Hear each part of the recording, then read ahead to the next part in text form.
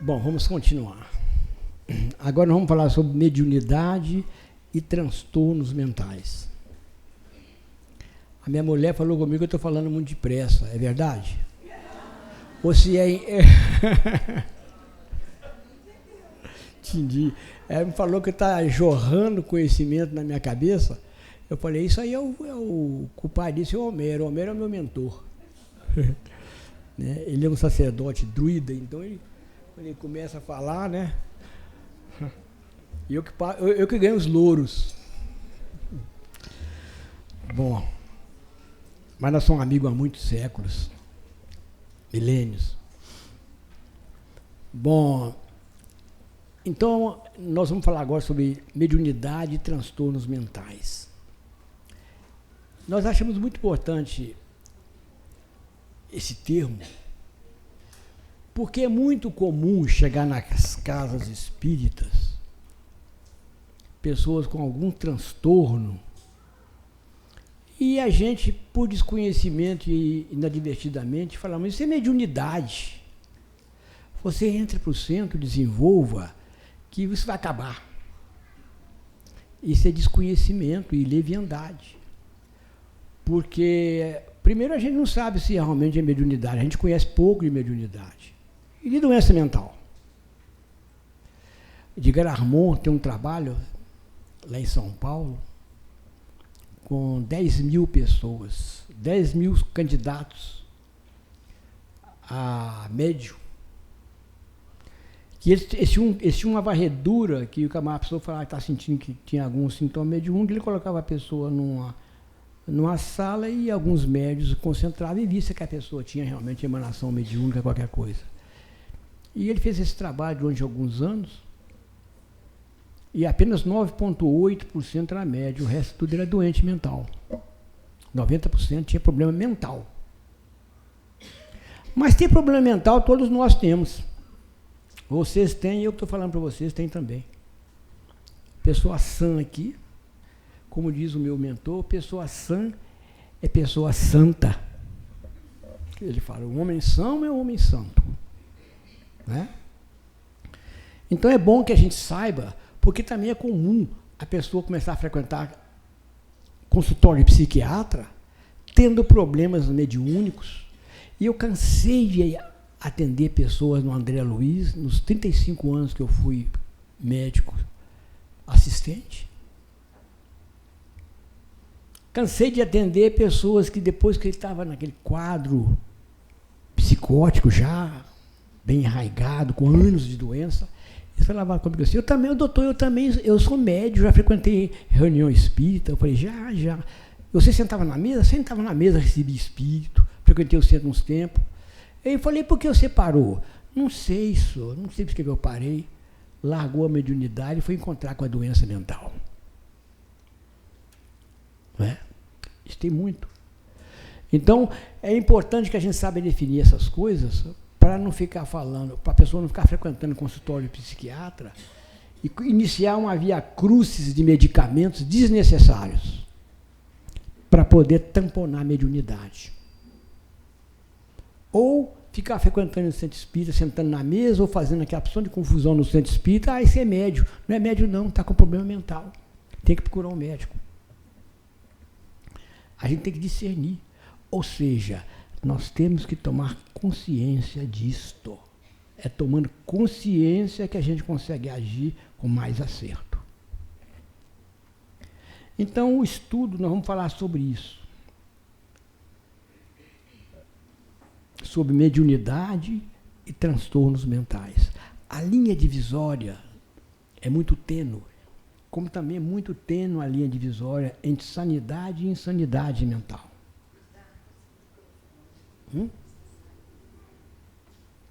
Eu viro, né?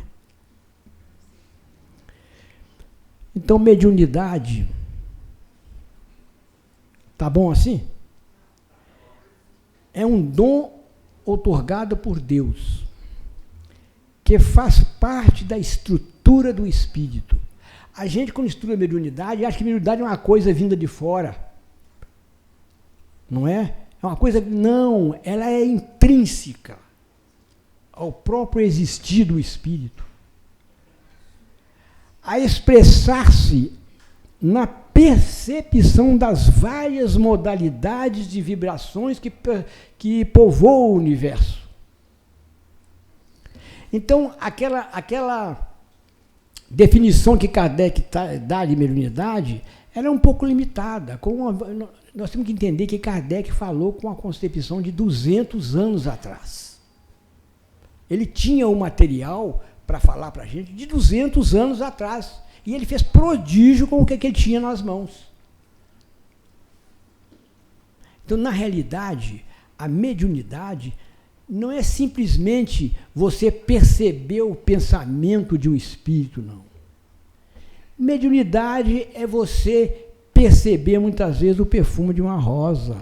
Porque a rosa é médio do perfume, e você capta o perfume da rosa, é uma expressão da mediunidade. Mediunidade é você ter olhos, às vezes, para ver a beleza de um pôr do sol. Isso é mediunidade. Capacidade de perceber a vibração que faz com que aquilo aconteça. Porque no universo tudo é vibração. A ciência chegou a essa conclusão, que tudo é vibração no universo, tudo é vibração. E a matéria é uma concretização, é uma coagulação dessa vibração. Aquela teoria do Einstein de energia e matéria, aqui já está ultrapassado. Olha aqui, ó, não sou ninguém falando de Einstein, mas a ciência já mostrou que aquele negócio de onda e partícula já não é desse jeito, não, é partícula-onda. É partícula-onda, não é como Einstein falou, que partícula e onda, não, é partícula-onda, que tudo é vibração. E a teoria das supercordas é isso. Se nós poderíamos definir supercorda, eu não sei nessas coisas muito não, mas estou copiando dos outros que sabem. Eles dizem assim, eles tentam dizer assim, vou usar um termo aqui que são incompatíveis, que a supercorda seria a menor unidade de vibração no espaço. Essa definição é pobre e é louca, porque quando você fala em supercorda, você não pode falar em espaço.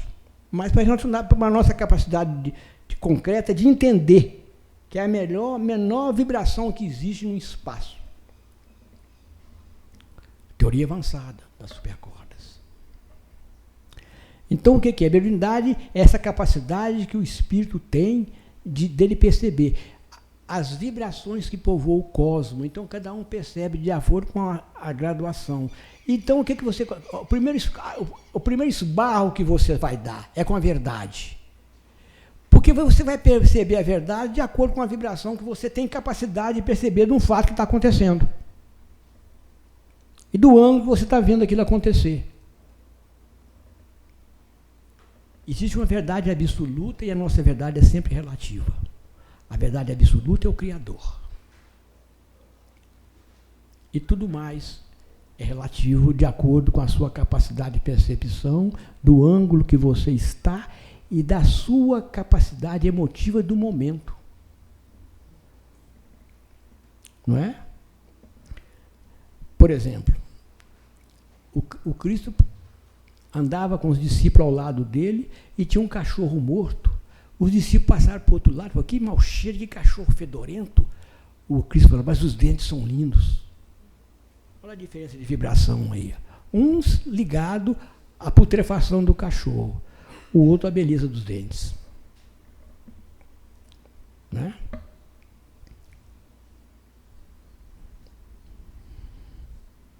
Doença mental, nós poderíamos definir como um distúrbio na expressão ou na comunicação energética e funcional entre os vários corpos que formam o complexo humano.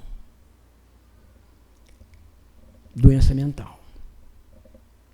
Porque nós tínhamos situações que, dentro de uma concepção evolutiva e até cultural, há 50 anos atrás eram normais. Hoje a gente vê como patológica às vezes.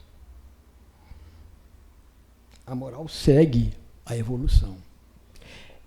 E a mediunidade tem dois viés na vida da gente. Um, que é evolutiva. De acordo com a sua evolução, você vai refinando a sua percepção da verdade. E a outra, ela é doada, outorgada por um tempo, para que você, através do exercício dessa mediunidade, você beneficie terceiros e a você mesmo, principalmente a você mesmo. Em níveis psíquicos. Em níveis psíquicos. Nós vamos falar sobre isso mais ou menos, se der tempo, né? Eu quero aproveitar ao máximo a minha vinda aqui, porque a gente não sabe se volta, nós somos impermanentes, né? Então eu tenho que aproveitar ao máximo, porque quem está ganhando sou eu, não é vocês não. Eu estou ganhando com isso aqui, ó.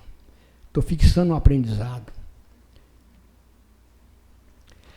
Tendo como causa os reiterados equívocos perpetrados pelo ser consciente na sua caminhada evolutiva, ao desrespeitar reiteradas vezes os sagrados códigos divinos que regem o universo. Isso nós já falamos sobre isso. Aqui hoje. São em nível consciente. Mas por que nós estamos falando isso? É porque quando você age em nível consciente, você cria uma realidade para você ao alterar as moléculas, alterar os átomos, alterar as micropartículas que formam os átomos, a energia, a matéria, o universo. Você cria a sua realidade.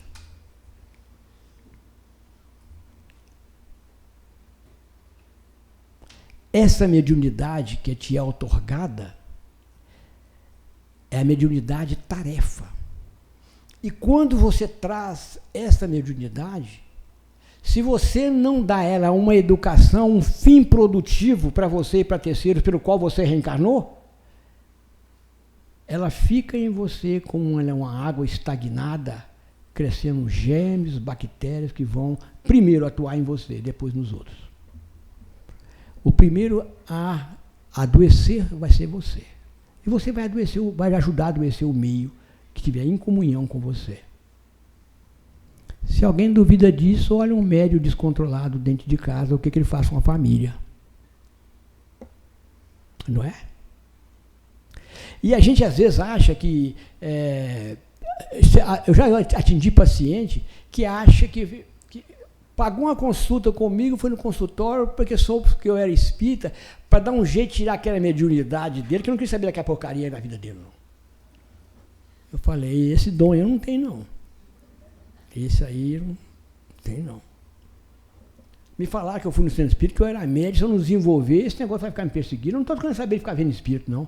Eu falei, E é uma oportunidade ímpar e santa que as pessoas têm. Quem duvida disso, lê aquele livro Educandário Espírita, de Irmão X, aquele indivíduo que no mundo espiritual foi um criminoso, ele foi um criminoso encarnado, e quando ele tomou consciência do que ele fez no mundo espiritual, ele sentiu-se muito mal e não conseguia ficar no mundo espiritual, porque a consciência de culpa dele não deixava. Ele então fez uma lista, pediu ao mentor dele, que fez uma lista lá no plano espiritual, onde ele estava, né? Uma lista que queria nascer filho de prostituta, nascer num bordel, queria ser, quando tem a idade, abandonado, e terminar a vida leproso. Que sofrimento maior que esse é meio difícil, né? Eu trabalhei muitos anos com ancenianos psicóticos. É o fim da picada de uma pessoa, pode chegar, é anceniano e psicótico. Trabalhei muitos anos com eles. Aí o mentor dele leu, está escrito lá, falou, eu não sei se eles vão concordar com isso, não. Sei não. Aí chegaram lá, ele falou, não, leva para mim, leva para mim. Eles levaram para os senhores do karma, né? Eles voltaram e falaram com eles, não te falei, eles não concordaram com isso, não. Mas eles mandaram fazer a você uma outra proposta. Que você vai nascer um filho de pais e mães, um lar tranquilo, vai estudar, aos 20 e poucos anos você vai casar, vai formar uma família muito aconchegante, e aos 30 anos vai desabrochar uma mediunidade de cura em você. Se você trabalhar dignamente até os 60, você vai fazer muito mais do que você queria morrer dessa maneira e vai ficar livre de muitos problemas na sua vida. Ele riu até aqui, pô, isso é moleza, que para quem ia nascer leproso e sair para meio da rua, morrer fétido num canto, que é o que ele queria, mas já estava com 32 anos, não estava dando muito bola para a mediunidade, não. Estava com 32 anos já. Quer dizer, dentro do princípio que nós exposamos e falamos aqui, ele está sendo um candidato à doença mental. Porque a mediunidade, segundo o mentor nosso falando, eu vou passar conforme ele falou, a mediunidade tarefa é a anteporta da expiação, a antessala da expiação. Se você recebe a mediunidade tarefa e não executa, você é um forte candidato à expiação. Já não é mais prova da sua. Na próxima nessa, você desencadeia em você as questões expiatória curativa que você seleciona ao exercer o livre-arbítrio, em fazer o mal, ter uma chance de ressarcir aquilo diante da sua própria consciência, você lega a segundo plano ao desleixo. Então você automaticamente chamou o sofrimento para corrigir aquilo que você não está dando conta de corrigir pela sua vontade. Bom, essas pessoas lotam os hospitais psiquiátricos, os consultórios psiquiátricos, porque em cima disso aí começa a desenvolver aqueles problemas de personalidade do passado, aquelas dificuldades do passado, jungida com a questão mediúnica, porque essas pessoas nascem com a faculdade mediúnica, e a faculdade mediúnica é orgânica. O indivíduo, os neurônios do indivíduo são preparados, os neurônios do indivíduo, o duplo etérico é preparado e o corpo astral é preparado para que ele possa exercer a função mediúnica, de maneira terapêutica para ele e terapêutica para os outros. E se ele desdenha isso, ele está desdenhando uma preparação para que ele pudesse ficar livre de grandes problemas sem sofrimentos maiores. Mas isso é uma questão de livre-arbítrio, né? Isso é uma questão de livre-arbítrio. Eclosão mediúnica. Eclosão mediúnica tem como conceito o conjunto de sintomas desarmônicos que se manifesta intempestivamente em consequência da captação dos múltiplos padrões vibratórios do espírito que povoam a dimensão extrafísica. Ou seja, é um médium, porque ele capta as vibrações, e o sistema psíquico dele tem que se adaptar a essas vibrações por um período, e aí é importante que ele fosse orientado, porque isso não é patologia, isso aí é algo natural, e orientado para procurar ajuda nesse sentido. Ajuda nesse sentido. Essa eclosão é comum em várias idades. Em várias idades. Ela começa na infância, às vezes. E aqui é muito interessante ficar atento nisso aqui, porque geralmente a criança é levada nessa idade para pediatra, para psicólogo, porque ele começa a apresentar certas coisas que são muito parecidas com doenças mentais, porque, igual eu falei, a linha de separação entre uma coisa e outra é muito tênue, porque os sintomas e sinais são muito próximos. São muito próximos. Então, um dos sintomas que a pessoa apresenta é a irritação, a criança vai ficar irritada, muito irritada. Insônia, sem saber, a criança começa a ter medo de dormir. Uma das grandes causas de nossas insônias é o medo de dormir. Porque às vezes você à noite vai encontrar com seus fantasmas. Ou seus fantasmas que você mesmo cria pela idioplastia mental, ou os fantasmas que você criou através das suas ligações fluídicas com outras pessoas, outros espíritos.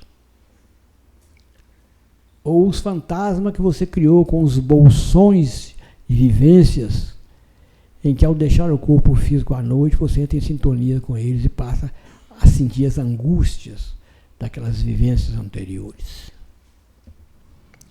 Pesadelos persecutórios. A criança assustada, falando que está vendo coisas, que está se vendo dentro do quarto. Pode ser uma das causas de terror noturno. Essas alucinações. E que deixa os pais desorientados, né? E muitas vezes irritados, porque a criança começa a gritar de noite, o pai mas a mãe quer dormir, que tem outro dia de trabalho, e a paciência fazendo assim, ó. E os pais, às vezes, passam a reagir em cima da criança, batendo, agredindo. Tornam-se agressivas, às vezes. Agressivas. Medos e choros convulsivos. Às vezes eu já vi casos que às vezes a criança começa a ir numa reunião, tomar passe, é como jogasse água na fervura. E muitas vezes isso é transitório, é um período que vai passar. Não quer dizer que essa criança vai ser médium, obrigatoriamente, não. É um período que às vezes ela está passando com ressonância no passado dela, que aquilo ali vai, né, isso. Aí vem essa eclosão, sem que ela seja preparada para ser médium, isso passa. Mas, de uma maneira geral, quando a criança apresenta isso na infância, vai ter isso na vida adulta, vai aparecer na vida adulta. De uma outra maneira, pode ser de uma outra maneira, mas vai aparecer na vida adulta. Se você passa um pente no adulto, você vai ver lá atrás, que algo houve lá atrás que conseguiram daqui e dali tamponar e passar e tocar para frente. Em doença mental, às vezes é assim. Você passa um pente fino com os familiares e vai perguntando do passado, principalmente o esquizofrênico, você vai notar que a família vai falar de algo estranho no passado.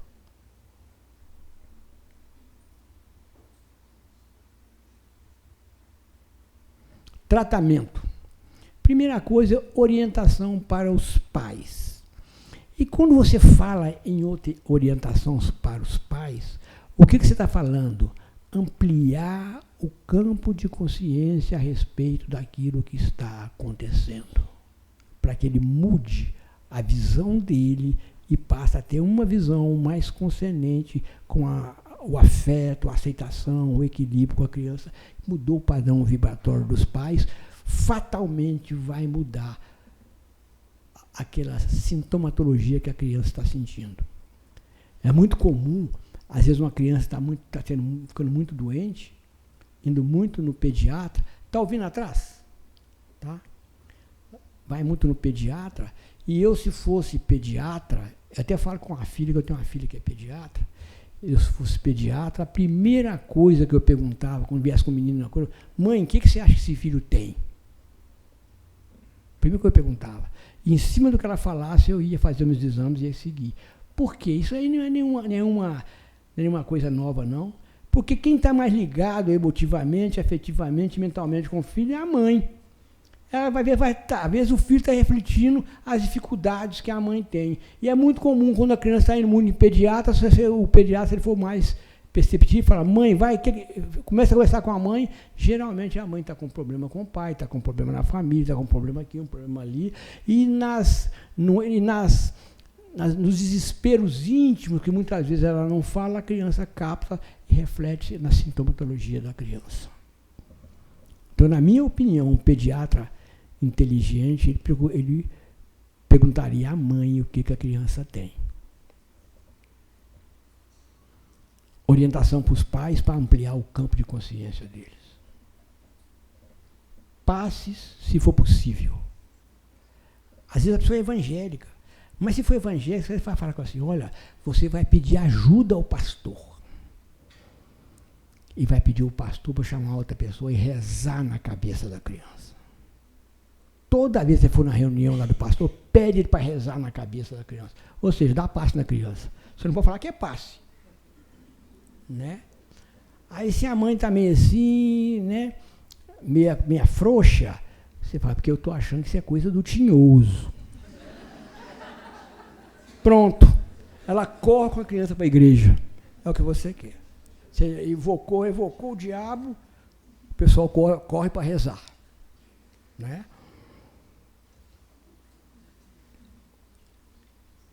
Explica para o pai o que é passe, a mãe, explica para o pai e a mãe o que é água fluidificada. Olha, isso aqui nós precisamos de estudar para poder saber essas coisas, para explicar com certa propriedade o que eu estou falando. Porque se eu explico com propriedade, o que eu faço com o pai e a mãe? Aumento o campo de consciência dele do que eu estou fazendo. Ele vai fazer com muito mais fé.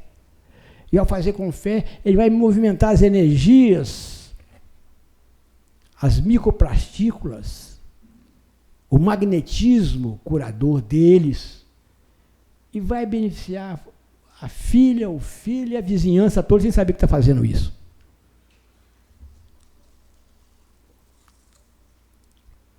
Culto evangélico no lar. Orientamos os pais para o culto evangélico no lar e explicamos por que se faz o culto do evangelho no lar. Se eu estou num acolhimento fraterno, tem que saber isso, né? Não é só saber, assim, você abre uma página, lê uma página do Emmanuel, do André Luiz, ou lê uma página da Bíblia e faz um Pai Nosso e pronto. Não. Se você consegue explicar por que você faz isso, a pessoa adquire maior confiança no que você está falando. Você fala com propriedade, você adquire confiança.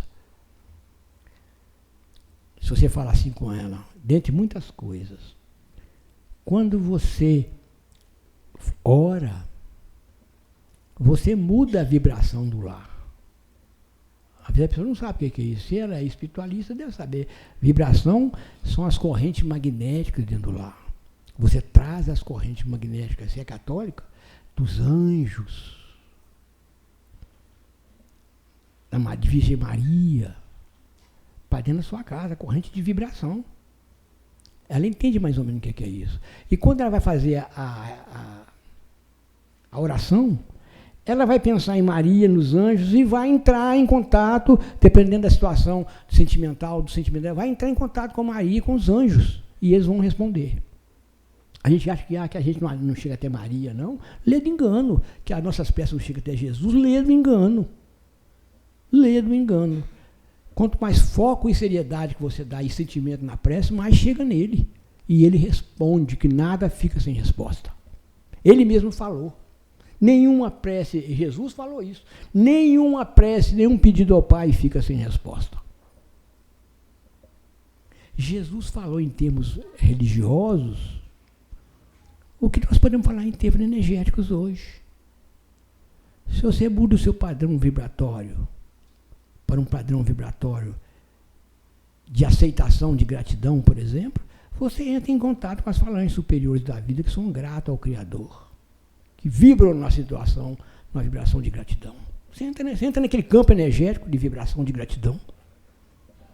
E o Cristo está dentro desse campo energético de vibração de gratidão. Porque o Criador tem duas vertentes que nós conhecemos. Nós conhecemos muito pouco. Mas a vertente imanente e a vertente transcendente. A vertente imanente é tudo que existe. Sai do Criador. Por isso que ele é onipresente em tudo que existe.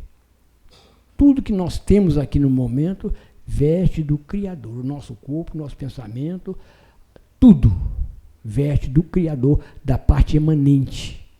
É aquilo que o Petubaldi fala de substância, quem já leu o Petubaldi, aquilo que Kardec fala de fluido cósmico, aquilo que os físicos quânticos falam de vazio quântico, aquilo que Einstein falava de campo vibracional, campo eletromagnético, a mesma palavra. O mar de Brahma lá na Índia, a mesma coisa.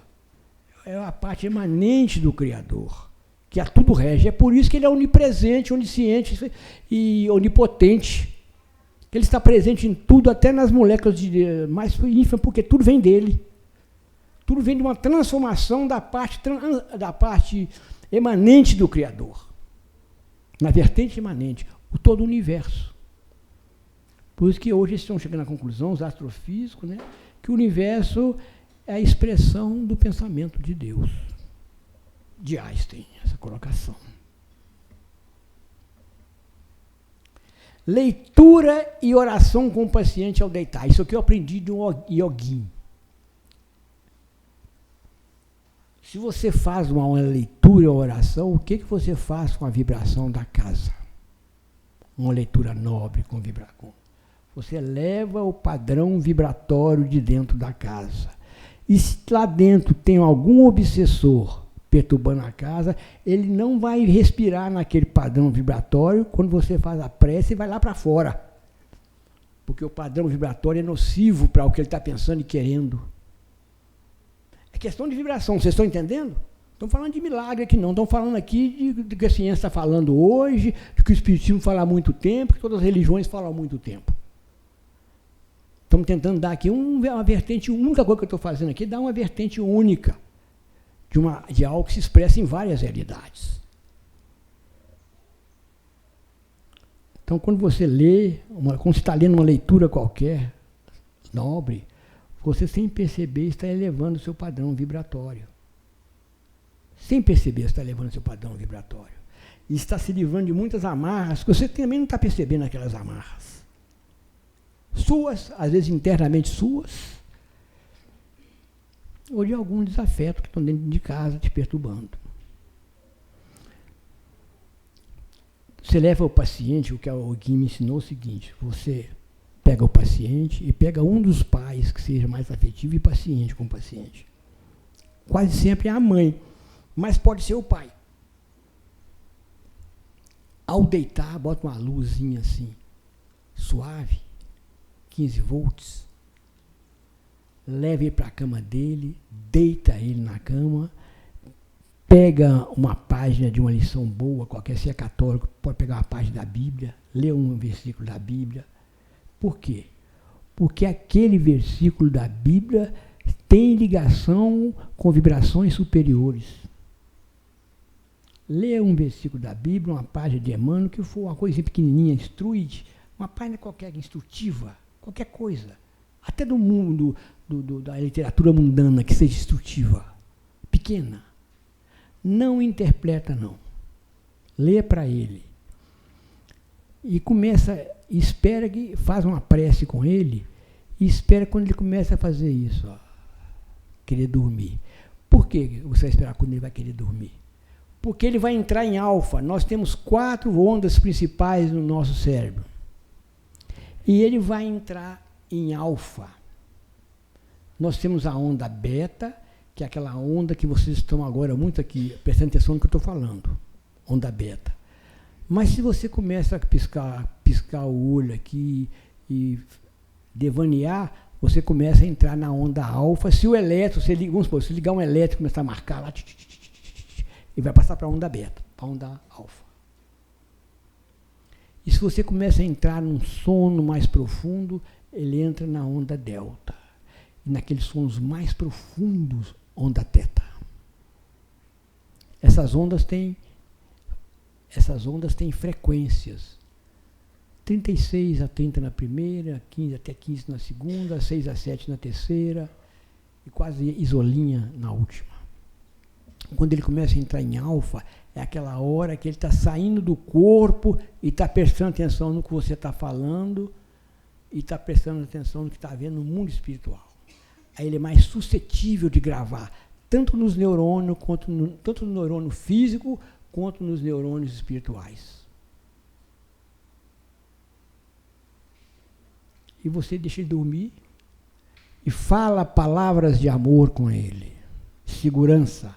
Não vai falar assim, ó, você é um menino que não tem medo. Não fala medo, porque o cérebro não registra não. Você vai dizer, você é um menino forte que não tem medo, o cérebro vai dizer, você é um menino forte que tem medo. Um paradoxo. Você vai falar sempre das virtudes. E desobsessão quando for necessário. Eclusão mediúnica no adolescente.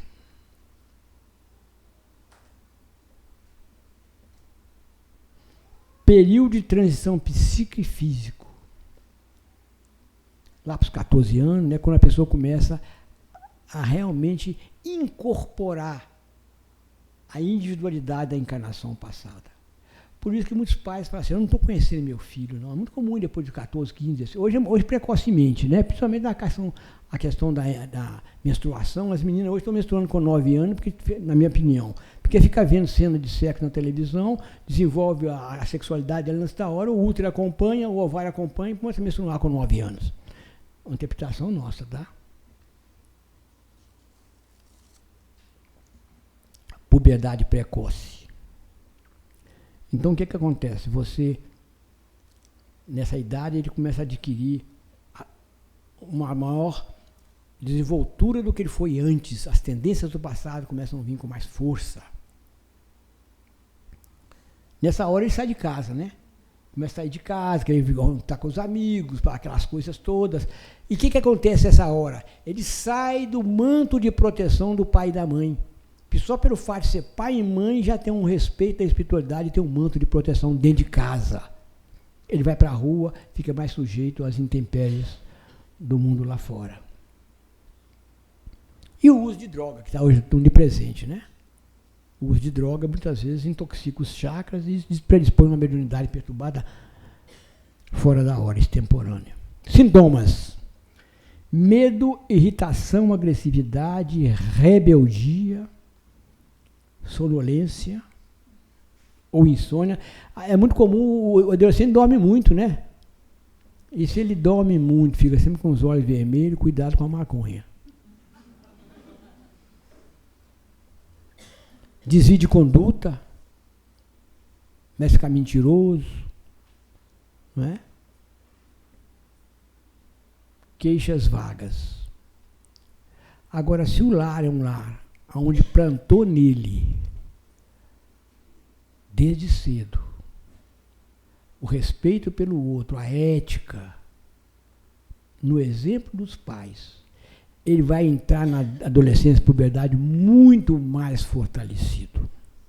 Muito mais fortalecido. E eu posso falar isso de bancada, de cadeira, porque minha mulher levou meus meninos até antes de nascer para culto no lar, para evangelização de criança. E todos os meus filhos, que são muitos, são homens de bem, são profissionais de bem, pessoas que têm dentro dele o certo, o que é errado. Se errar, por que é errar mesmo? Porque sabe o que é certo e o que é errado. E o plantio dela vingou hoje, que eles não dão dor de cabeça para a gente. Não dão dor de cabeça para a gente.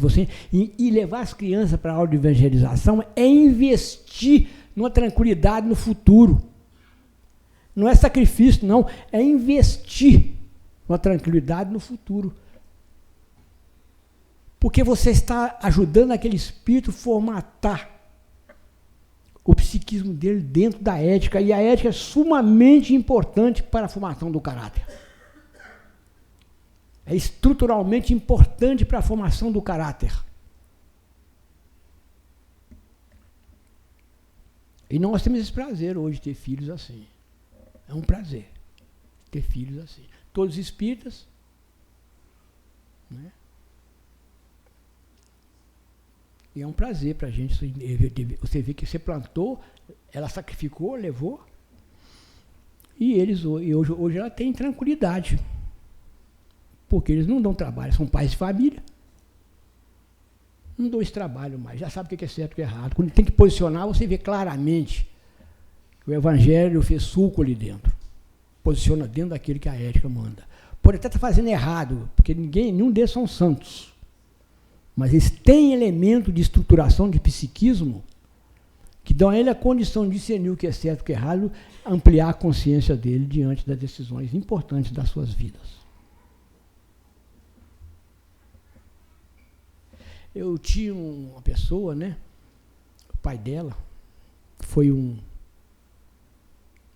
líder espiritual, né? Uma pessoa que foi líder espiritual, que beirando a morte, foram das poucas pessoas que eu vi até hoje morrer sem ter medo da morte, fazendo verso para morrer.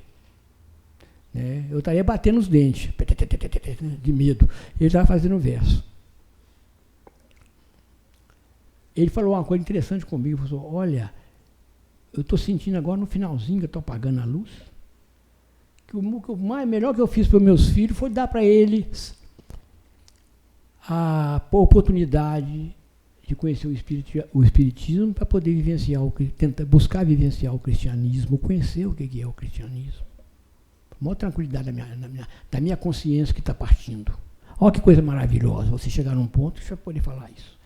Que deu a sua prole as condições de ampliar a consciência diante da vida e tomar decisões mais conscientes com pessoas de bem. Então, é muito importante que você invista no começo para poder colher no fim.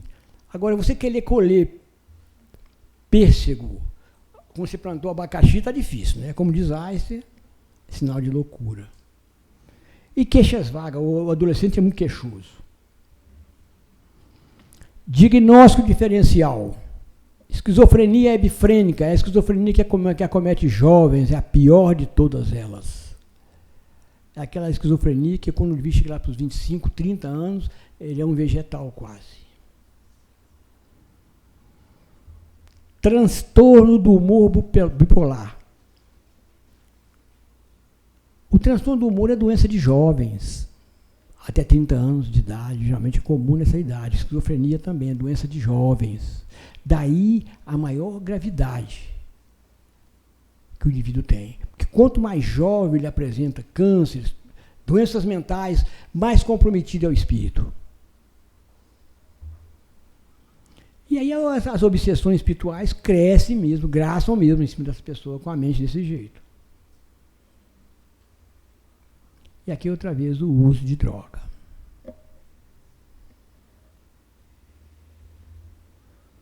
Tratamento.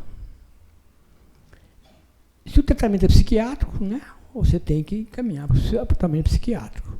E aí é necessária a intervenção do psiquiatra, o uso de medicamento, tudo aquilo ali, para poder ajudar a estruturação dos neurônios, do corpo mental, do corpo astral, até do corpo mental. Porque os medicamentos, existem medicamentos que cerceia a explosão mediúnica. Às vezes aconteceu muito comigo, o paciente chegar no escritório, que você via que era uma questão mediúnica, a presença de uma obsessão, você orientava e dava um medicamento em dosagem pequena para fechar um pouquinho a extensão daquela manifestação mediúnica e dificultar a ação do obsessor. Até ele procurar ajuda. Quando ele procurava ajuda e começava a melhorar, a gente tirava o remédio. Era uma ajuda que você estava dando. Tem alguns remédios de psiquiatria que fazem isso. Esclarecimento aos familiares do paciente e o paciente. Você esclarece tanto o paciente quanto o familiar. E interessante que os pacientes que na minha carreira de psiquiatra, né, que eu estou com 45 anos na área, os melhores resultados que eu tive em tratamento psiquiátrico são daqueles pacientes familiares que aderiram ao tratamento espiritual. A resposta é um diferencial imenso. Imenso. Por quê? Isso não é milagre, não. Se o indivíduo está tendo um esclarecimento da consciência em nível físico, em nível astral, em nível mental, a resposta tem que ser melhor. Porque nós estamos mexendo naquele foco de doença que eu falei coagulado lá, aonde uma claridade de uma conduta que reveste aquilo ali, através de uma postura mais ética diante da vida, como um trabalho, como respeito às leis, respeito às ordens, o tratamento psicológico, psiquiátrico, familiar, tudo isso tende a reverter em benefício em saúde para o paciente. A resposta tem que ser melhor. Aí nós estamos de acordo com o Einstein, fazendo diferente para poder ter respostas melhores, respostas diferentes. Encaminhar a grupos espíritas idôneos. Isso eu sempre fiz também, eu sempre trabalhei com 2, 3, 4 grupos que eu encaminhava, mandava procurar uma pessoa lá para reunião de desobsessão. E muitos foram e ficaram. Depois a família, muitas vezes o paciente vai, tem alguma melhora mais ou menos, a família se enganja e continua trabalhando no centro. Esse livro meu aí, que eu publiquei, esse de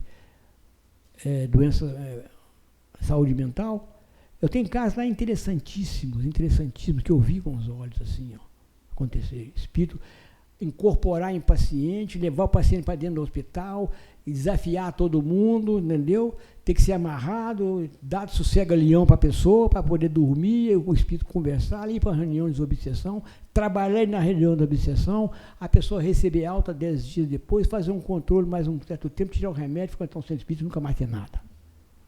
Candidatos sérios à via crucis da psiquiatrização de um paciente. Então, nós precisamos, profissionais da área, familiares, de um grupo espírita idôneo. E o tratamento médico psicológico é importantíssimo nesses casos. Eclosão mediúnica no adulto. Sintomas. Mal-estar indefinido. É muito comum o indivíduo começar, ele sente mal, mas ele nem sabe falar o mal que ele sente. Mal-estar indefinido. Está sempre com uma coisa aqui, uma coisa ali. Parece até hipocondria, mas não é hipocondria não, porque ele não era hipocondríaco antes. O hipocondríaco já tem um caráter hipocondríaco. Irritação e medo súbito. A pessoa começa a relatar que está tendo uns medos estranhos, esquisitos, e é interessante que muitas vezes a pessoa não fala isso não. Ele não comenta porque ele fala assim, eles vão achar que eu estou ficando doido. Mas acontece com a gente mesmo, né? Se você começa a ouvir uma voz no seu ouvido falando as coisas, repetindo o que você fala, tironizando, você não fala muito com os outros, não, que você vai, estou ficando doido. Eles vão falar que estou ficando doido, eu estou ficando doido mesmo. Isso é interessante, porque quando eu trabalhava, eu estava no último ano de medicina, já há muitos anos, né? Eu estava dando plantão numa casa de saúde, eu era o acadêmico do último ano, plantonista. E eles sabiam que eu era espírita. Tinha 3 médicos lá, os médicos assistentes. Aí eu estava na sala dos médicos, um médico falou assim, você é espírita, né? Eu falei, sou. Aí ele se interessou, sentou, e como é que é isso, hein? Aí eu falei, como é que é isso? Como é que é o espiritismo, esse negócio de espírito influenciar a gente, coisa e tal, coisa e tal. Eu já sabia, ó, já tem aí, não é à toa que está me perguntando isso não. Aí entrou um outro lá, começou a olhar, ver a conversa, sentou também. Mas isso, aquilo. Aí sentou o outro, isso, aquilo. Nós 4 sentados à noite, acho que à noite de sábado. Conclusão, os 3 via espírito, os 3 tinham medo de espírito, os 3 tinham sintoma mediúnico, o único que acreditava em espírito, que não via nada, era eu. E eles não falavam com ninguém, porque eu falei, você sabe que eu estava achando que isso é esquizofrenia? Eu estava muito preocupado, que eu estava achando que isso aí era esquizofrenia, porque nós estudando medicina, você ouviu voz e viu vulto, a esquizofrenia é paranoide. Você já pensou? A pessoa começa a ver gente, que ele está olhando, que está cismado, estão olhando para ele, dentro de casa, ele não olha que está comigo, estão olhando para ele. Ouvindo pessoas falar da conduta dele e ameaçando. Estou ficando doido. Se eu falar isso para o médico, ele me taca remédio, aí acabou minha clínica. Não é isso? Não fala fácil, não. Principalmente quanto mais intelectual o indivíduo, fica calado. Até que a coisa estoura. Então é interessante que eu vi isso aí, né? Eu ainda era o último estudante do último ano. Distúrbios neurovegetativos. Taquicardia, diarreia, ficar arrepiado, sentir coisas de repente estranhas, olhar para as pessoas assim, achar a pessoa estranha, né? É coisa de doido, né? Fenômenos mediúnicos, um desdobramento, manifestação descontrolada, premonição, etc. Uma coisa, isso parece fácil para nós, que já falamos de espiritualismo, espiritismo, comunicação de espírito, influenciação de espírito, mas uma pessoa que nunca viu sobre isso, nunca falou sobre isso, de um nível até um pouco melhor, isso é muito angustiante. Isso é muito angustiante para o indivíduo.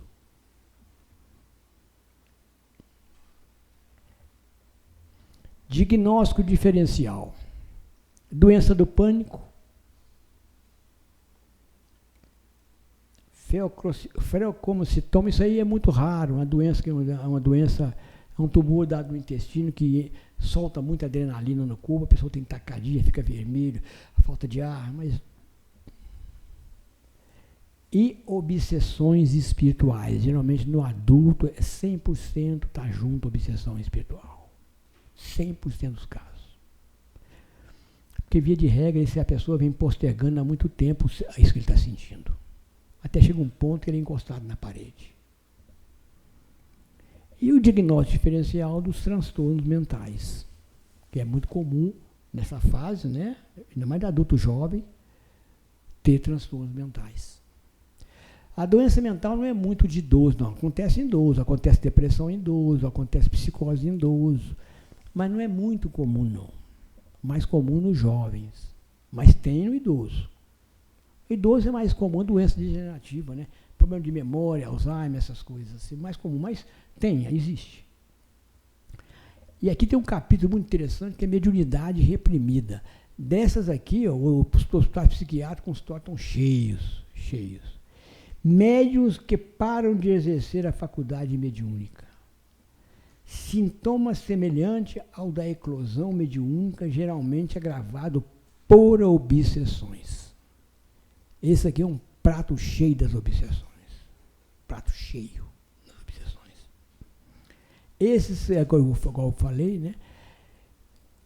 Junto com a situação mediúnica, que já está deteriorada, pelo não ter assumido ou ter saído da reunião mediúnica, abandonado, tem também os complexos psíquicos que vão se desenvolvendo através dos desequilíbrios das questões sociais e familiares. O indivíduo geralmente não para em emprego porque ele fica muito ruim em uma semana, não vai atrapalhar. Quem vai querer um empregado desse? Dentro de casa começa a apresentar certas coisas que a mulher ou o marido não vão tolerando. Vai desgastando a convivência. Com os amigos a mesma coisa. Você está muito bem com um amigo hoje, amanhã você está de mau humor, maltrata um amigo. Quem vai querer um amigo desse? Ele vai ficando isolando e vai realmente adquirindo uma patologia psiquiátrica concernente à situação social e familiar que ele está vivendo com a eclosão mediúnica reprimida, com não ter assumido a mediunidade. Uma coisa puxa a outra. Aí você vai ver, está separado, não está junto com a mulher mais, não está junto com o marido mais. Não está no emprego mais, está dependendo da pensão do papai e da mamãe. Isso é comum a gente ver essas coisas. Não consegue trabalhar, não para em emprego nenhum mais. Está lá no emprego, de repente dá um pavor nele, um medo danado, larga o emprego e vai embora. Qual o patrão que quer isso? É o que o obsessor quer. É o que o obsessor quer. Infernizar a vida dessas pessoas. E já tive reunião de desobsessão que o obsessor falava assim, não, ele não vai morrer, não.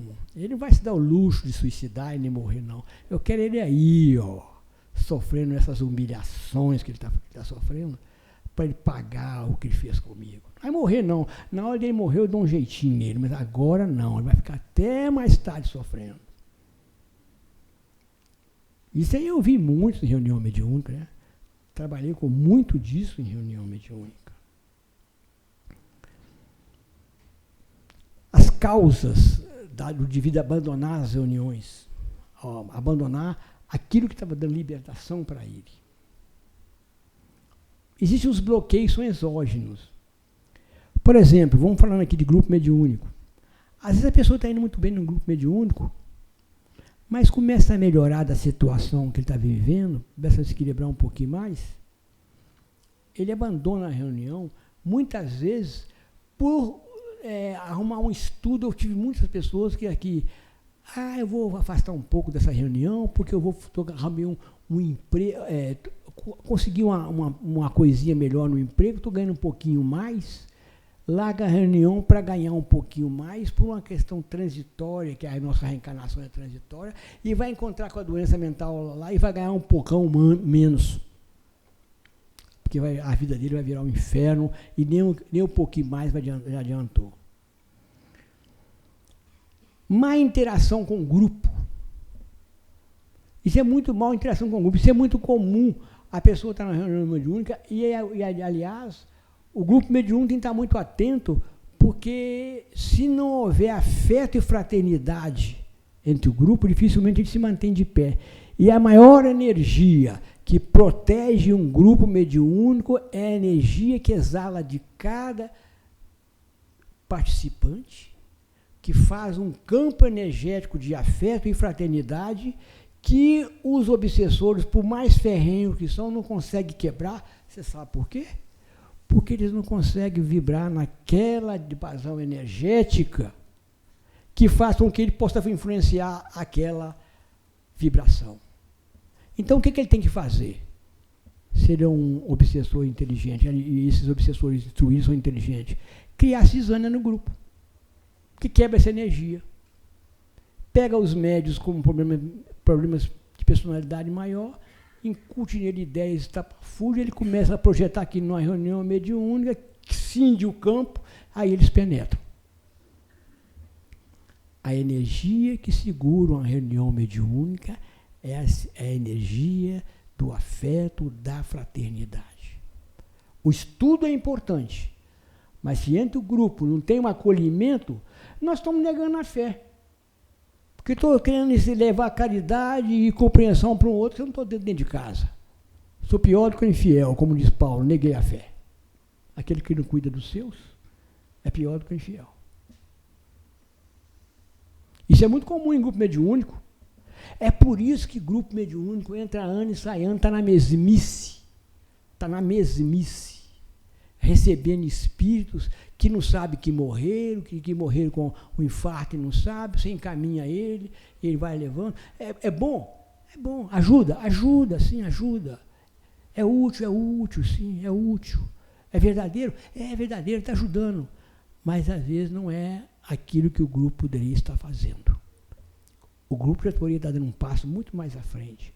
Porque quando um grupo tem condições mediúnico, em vez de atender uma pessoa, atende uma liderança, e com essa liderança quebra elos de vários seguidores, esse grupo está atendendo a várias pessoas, várias famílias, várias comunidades, sem saber. Porque o lastro no plano espiritual é muito grande entre perseguições coletivas, que um grupo mediúnico pode fazer se tem eficiência, se estuda, se pratica, se põe em prática. Não é ser santo, não, que nenhum de nós somos.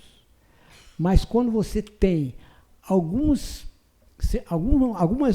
miligramas de boa vontade, aquilo tem uma vibração no diapasão muito além do que você possa pensar. E que neutraliza muitas vibrações negativas. É aquilo que grande falha, um pensamento de amor de quem já está de um diapasão de pureza, neutraliza milhares de pensamentos de ódio. Isso é de grande. Impedimentos familiares. Às vezes, dentro de casa, a mulher está indo para a reunião, o homem está criando caso. Está criando problema para a mulher ir para a reunião. E muitas vezes ela está indo para a reunião e lá na reunião ela se prepara para poder voltar para casa, exalar aquele perfume de uma vibração melhor dentro de casa, dando tranquilidade para a família e muitas vezes é para ele. Ele é o mais beneficiado e é o que está contra, por ignorância. E também de mulher. Né? Também de mulher. Eu sempre conto essa história que me marcou muito. Fazia parte de uma reunião no hospital, na sexta-feira à noite, muitos anos. E nós tínhamos lá um médium muito bom. Ele era um médium assim, que a mediunidade dele fluía com aquela pureza, sabe? Assim, uma coisa impressionante. Eu vi coisas com ele que só eu sabia. Que se passava entre eu e o paciente. Ele falava, eu falei, uai, interessantíssimo.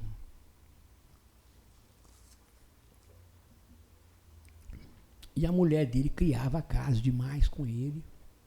E ele chegava na reunião amargurado, triste. Sexta-feira eu chegava lá aí triste, amargurado. A dirigente já sabia, coitada, teve problema em casa. Toda vez que chegava na reunião, tinha problema em casa. Aí um dia ele cansou. Largou a reunião, mas largou a mulher também. Porque o que mantinha ele em casa, ele tinha um amor pela sobrinha, tinha uma atração pela sobrinha, a sobrinha por ele. E ele deixou a reunião, deixou um anteparo ético que segurava ele, um anteparo energético que limpava ele daquela situação toda, afastou da reunião, acabou entrando no próprio carreiro carnal dele, de atração pela sobrinha, era por ele, acabando os dois foram namorar e morar junto, largou a mulher. E era aquela reunião que segurava o lar dela. Muitas vezes é aquele pequeno sacrifício que a gente faz, do ato sagrado que a gente faz, de ir para uma reunião, ou por ir para alguma obra de libertação, que está mantendo a sua estabilidade dentro do lar. Eu, pelo menos, não tenho certeza disso. Que eu tenho uma vida relativamente tranquila, porque eu frequento algumas reuniões de obsessão, senão não teria, não. Não teria vida tranquila, não.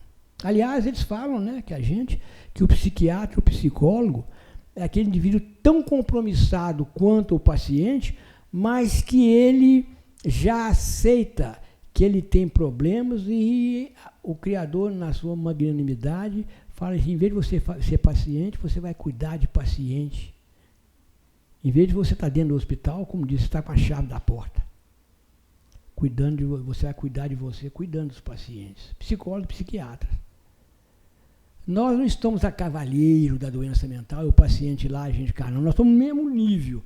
A única diferença é que você acredita que você tem problema em se tratar e ele não. Ele está achando que está muito bem, está por cima da carne seca. Não tem consciência. Olha, voltei a falar outra vez. Consciência. Você tem consciência, você tem problema, e ele não tem consciência que ele não tem problema. Você fica com a chave do hospital e fica lá dentro. Pelo fato de ele não ter consciência.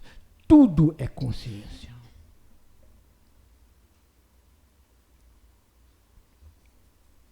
E obsessões espirituais, que isso aí é onipresente na nossa vida. Nós todos somos obsediados, uns mais, outros menos.